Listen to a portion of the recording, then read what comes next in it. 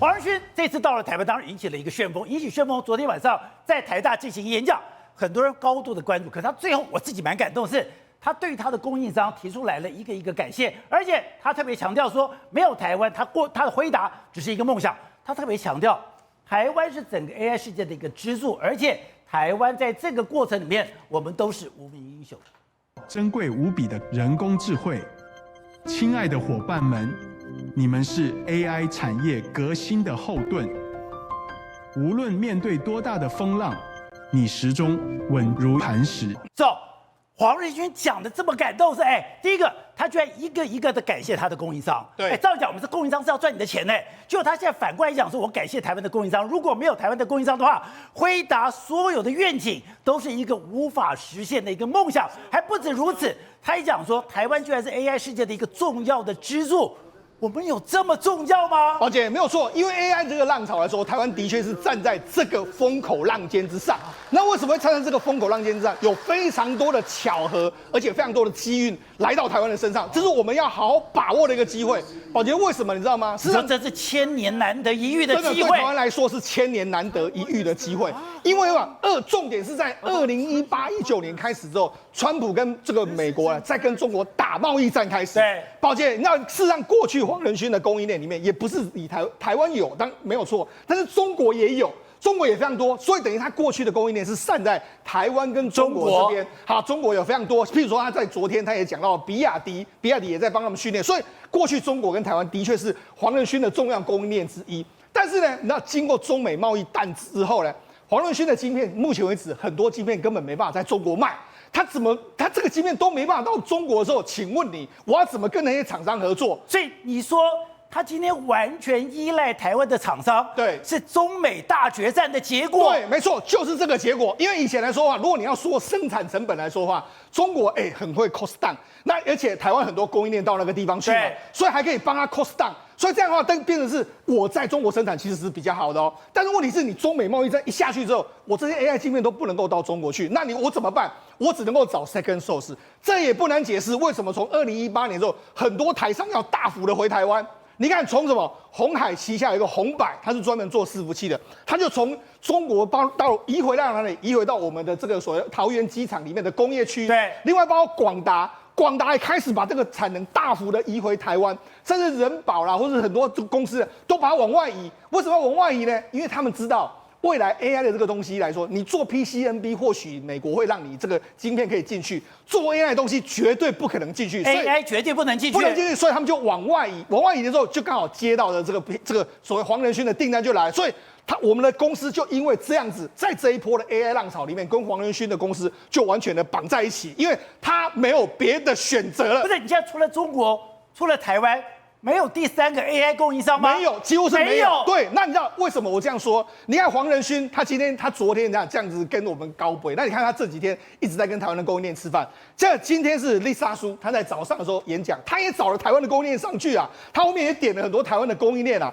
那这个明天的基辛格他要演讲，那今天晚上他就要请台湾的供应链了，也就是说他们3个人呢，都是来抢台湾的供应链，抢台湾的人，抢台湾的产能。为什么？因为他们都知道这些 AI 啊，或者 AI 的发展啊，未来是没有中国的这个发展的方向。昨天的黄仁勋不是有秀出一张地图吗？就说我们全球可以发展 AI 的这个合作伙伴，中国那一篇没有黑的。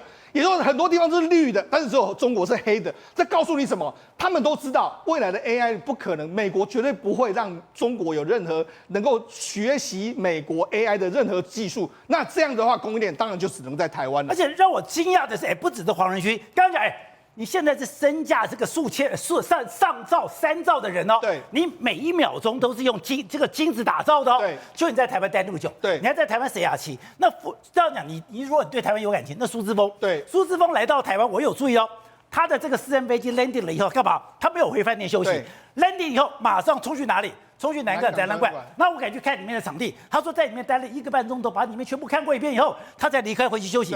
代表他的时间多么宝贵。可是你想说你的时间这么宝贵，你应该赶快回去吧？没有，他也没有要走哦，他要在台湾待个7、8天哦。对，待7、8天干嘛？他要去台南，对，他要去抢地方，他要去抢地方、抢人才、抢产量，他还要在台湾设厂。对，没错。实际上，黄仁勋这一次5月底来的时候，听说他会待到6月7号到8号以后，待这么久，所以大概可能待到快要2个礼拜到3个礼拜哦。另外，丽莎苏也是一样，他大概也会待到6月7号以后，甚至6月8号，所以他大概也会待个7天到8天。基辛格也是一样，他昨天来的时候，听说他也会待到4、5天，他也会来这边宴请台湾的供应链。为什么？因为他们知道嘛，目前为止，黄仁勋昨天说了，包括说像 AI PC， 或者说 AI 机器人，甚至很多 AI 的这个计划里面来说的话，没有中国的角色，只有台湾的角色。那我们盘点一下给大家看，韩国有这些供应链吗？韩国根本就没有，韩国也没有。日本有这些供应链吗？日本根本就没有，所以你就知道，这就是他昨天秀出来一个照片。他昨天秀出来就是他的供应链，对供应链，或者说我们未来这个 NVIDIA 能够生产的这个范围里面来说，你看中国就是一个空的黑的一块，所以他告诉你嘛，这就是黄仁勋他所说的 AI。他的北美贸易区，刚刚讲从墨西哥到美国到这个加拿大，刚刚讲的，他除了非洲没有。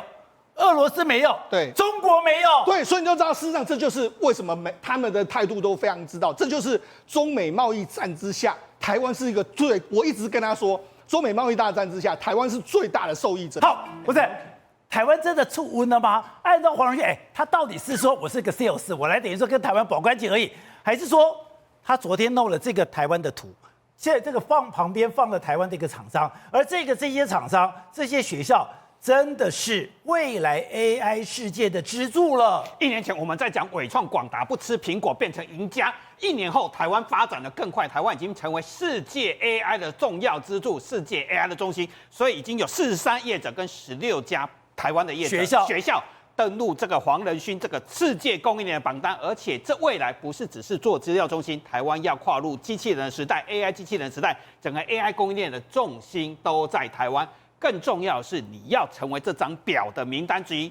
重点是你的工厂在哪里，你的觉悟高不高？什么叫工厂在哪里，觉悟高不高？所以我们来看，有办法跟黄仁勋吃饭水牙期的，跟三兆男人吃饭的水牙期的人有谁？你可以看，有鸿海的刘央伟、广达、华硕。还有和硕，还有英业达，这些人有一个业者，他电子五哥他就没有了，人保不在，人保就不在里面了。最大差别是什么？2019年广达跟英业达是800里加急跑回台湾来设厂，接下来鸿海的鸿百也跑到桃园自贸港，他们当年都是把伺服器的重心移回台湾，人保没有在里面。可是人保不是也在他后面那个大墙里面的供应单吗？他在供应单里面，但是他吃饭跟逛夜市通通没有，没有人保。所以许胜雄很遗憾，这一波伺服器跟 AI 我们确实落后很多，因为饭没吃到，4653没有人保。接下来我们3年一定要跟上。他的觉悟变高了，所以他保一个纯血的美国人来当总经理，所以人保也在这一波就接班了，陈瑞聪变董事长，新的总经理戴尔来了，纯血美国人。所以说人保这一次的人事更迭跟这有关系。当然，而且你刚才讲的广达，你刚才讲很重要，广达、英业达还有当时的这个鸿海，其实是把非常重要的伺服器拉到了台湾来生产，所以他在讲。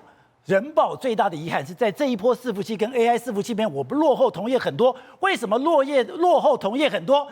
是你太晚回到台湾了。就是你的觉悟要高，你才可以成为昨天榜单的名单嘛，你才会是第一波吃饭跟逛夜市的名单啊。你看到在这名单里面了，我们来看工厂在哪里，他们过去几年做什么？鸿海、鸿腾跑到土城的自由街跟中山路买厂房，把它的高速连接器全部放在土城。接下来鸿海在土城，在土城，这是高速连接器。然后台达电，正品也有吃饭，光宝就没有进去，人保也没有，人家跑去中立、内湖购地，而且中科、南科都租土地，拼命了怎样？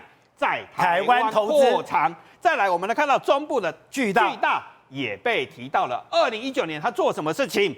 他是用自动化的机器手背开始组装脚踏车，我们那时候都不知道，原来这是辉达跟广运做的。昨天晚上才揭开谜底，人家把这个捧在里面，所以巨大的脚踏车现在是机器人做的，这是全世界第一条智慧机器人做脚踏车，你昨天晚上之前都不知道，对，也是2019年回到台湾来投资的。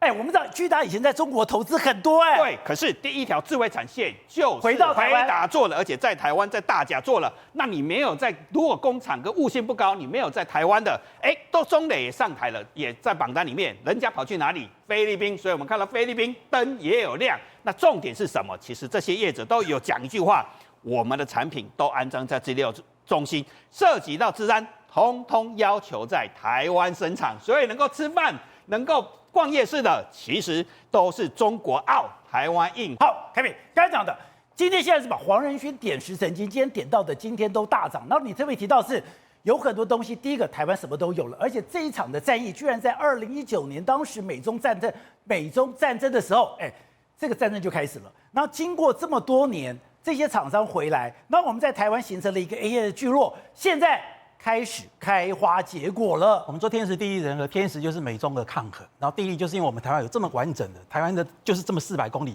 有这么完整的这种 AI 的一个供应链。再来人和，你看苏妈、黄仁勋，全部都是我们的台湾人出去的，台裔的，对。那你看哦，非常有趣哈，这个黄仁勋是现在最强的这个我们说最强的分析，他只要点到哪一个，就让你钉上勋章。他说了一句话：台湾是重要支柱，有很多无名英雄。宝洁，我告诉你，今天台股里面有很多的无名英雄发光发热。我们有台积电，另外我们还有一个很强大的一个供应链，叫做散热。那我说这1年多以来，我听到浸润式的散热。那我在上个礼拜五来的时候，我还特别提到说，当时我们提的是广达，广达今天开盘一价跳空涨停锁到底，为什么？看看那个画面上，昨天那个树状图里面最上面的那个是谁？那个就是这个广运，我说错，就是广运，就是他特别用这个简报提到了这个广运这家公司上面那个有没有？上面这个所谓的这个是广运的 ，K-Make， 对，那个就是广运。你看这个以前全世界有几个人知道广运，可是广运做什么？我上个礼拜就做过，做自动化转进什么？做散热，甚至以前在去年5月的时候讲到第2次来的时候，讲到超级电脑，我是不是说过他台山2号的这个散热就是他做的？我再讲几个例子。他怎么那么厉害呢？对，因为他这个地方他是最早做这个所谓的浸没式，他跟工研院在合作，而且是帮我们国家超级电脑在做这个散热嘛。那所以说在这个地方其实不止哦，其实在上个礼拜的时候，其实我在我们东升盘中解盘的时候，我就点出了几家公司要特别留意，我说可能会有爆发的机会，很高兴啊，这个今天全部都被点上名单之后，完全爆发。我举个例子，有一家我们台湾排名前3大的这个 IC 设计，能够挤进全世界前10名，有3家，一个叫联发科，一个叫联咏，一个叫瑞昱。结果瑞昱呢，这家公司排名全世界第7名、第6名的这个 IC 设计，它的创办人竟然放着瑞昱不管，放着瑞昱给他的子女，给他的专业经纪人，他去守着一个所谓的一个通路。那我在今年1月通路，我就1月多的时候，我就觉得很奇怪，这个叶董为什么守住这家通路？它也不是规模最大的通路。好，这家通路呢叫做弘毅股。结果呢，我在一直追踪之后，我发现他3月份的时候，他有一个小小的公告，你知道多有趣吗？一个通路不是要卖零件给厂商吗？他竟然买了55台最先进的美超微的 AI 伺服器，55台哦，花了5亿哦。我说一个通路为什么要花这个东西？他是要做 AI 的服务。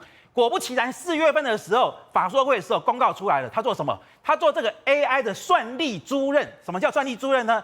宝洁，假定说你是一个1000万的这个资本额的这个公司，你要有 AI 啊，可是你不可能去花1000万去买一个 AI 的伺服器啊，你就来租什么？租这个 AI 云嘛。这等于说我建立一个云的环境，然后它是 NVIDIA 第一家认证的，所以说它你看今天也是开盘一价锁到底，等于说一价锁到底。我可以买伺服器，然后我这个伺服器再租给你买不起伺服器的人。这个也是在他昨天的那个背景里面的这个几个 logo 里面其他一家公司。我在讲另外一家公司，当时这个 NVIDIA 来，当时他也是刚串起来的时候，他找张忠谋，他拜托张忠谋资助，然后他好像也受到软银的资助，你知道吗？他在台湾的时候，那时候没有人帮他做代理啊，有一家公司帮他做总代理，10几20年前，这家公司呢叫做什么？叫做易登。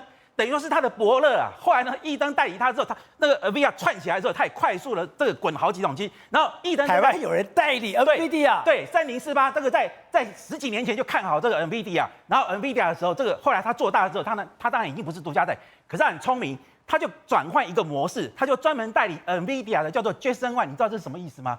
专门做边缘运算跟机器人所用的这个 NVIDIA 的系列的产品，聪明吧？刚好抓住这个时代的所以说一个对。台湾人什么钱都可以赚，因为我们的 GB， 因为像 NVIDIA GB200这种大一个几百万的晶片，它不可能给大家对，它可能直接出给厂商。我最后再讲一个，可能大家没有发现到，可是未来几天黄仁勋可能会有一些新闻出来。去年黄仁勋来台湾的时候，他拜访都是伺服器厂商，只有一家公司不是伺服器，是做什么的？做 AI 医疗。叫做AI 医疗，叫做延阳。他说，对，他是华硕的子公司。他说这个是我的兄弟。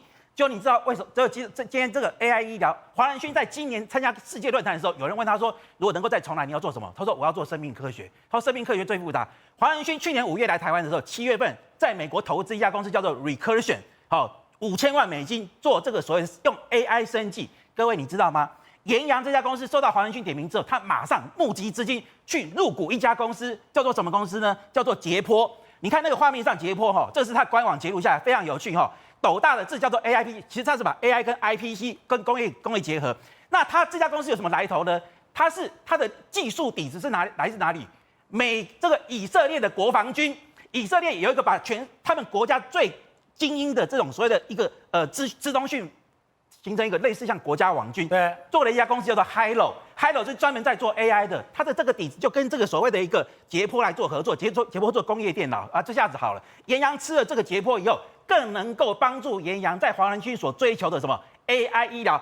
我们大家看这次他在这演讲的时候有一个影片，就是他在这个地方利用那个影像，就是数位孪生，然后呢建立一个 AI 医疗的一个环境，不只是硬体，也建立一个环境。所以说呢，像这个捷波这家公司，因为延阳有开始发光发热，大家才注意到原来台湾有这种跟以色列 AI 技术合作这么好的公司。所以我刚刚所说的天时地利人和，台湾有很多好公司要逐一的发光发热。